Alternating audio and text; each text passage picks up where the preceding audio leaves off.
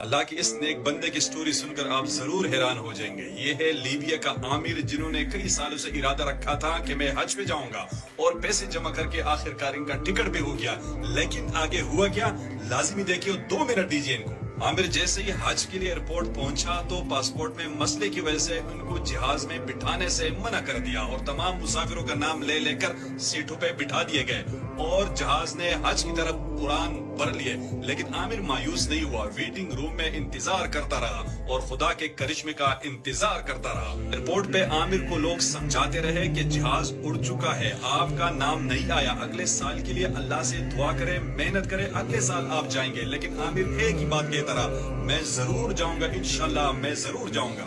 ادھر رب کو کچھ اور منظور تھا۔ جیسے ہی طیارہ ہوا میں بلند ہوا، اچانک اس میں فنی خرابی آ گئی اور کچھ ہی دیر بعد اسی ایئرپورٹ پہ لینڈ کر گیا۔ عامر کو جیسے ہی معلوم ہوا کہ جہاز لینڈ کر گیا اور ایئرپورٹ حکام نے ان کو بٹھانے کی اجازت طلب کی تو پائلٹ نے سیڑھیاں کھولنے سے انکار کر دیا۔ کچھ ہی دیر بعد فنی خرابی دور ہو کر جہاز ایک مرتبہ پھر فضا کی طرف بلند ہوا اور اس بار بھی عامر نہیں لے جا سکے۔ لیکن یہ مرد مومن نہ مایوس ہوا نہ گھر واپس چلا۔ حکام نے دوبارہ ان کو سمجھانے کی کوشش کی کہ اب ساری امیدیں ختم ہو گئی، اب آپ گھر چلے جائیں۔ لیکن اس بار ان کا جواب لبریز تھا، کہا کہ ان الطیارۃ لن تذهب بدونی وانہا ستعود، یہ جہاز میرے بغیر نہیں جائے گا، یہ پھر لوٹے گا۔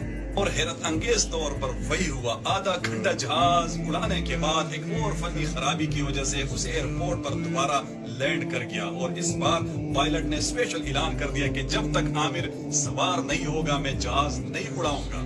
ناظرین، یہ صرف کہانی نہیں ہے، یہ کل کا واقعہ ہے جو پوری دنیا میں رپورٹ ہوا اور سعودی شاہی خاندان نے ان کو اسپیشل استقبال کیا اور جب وہ حجاز مقدس پہنچا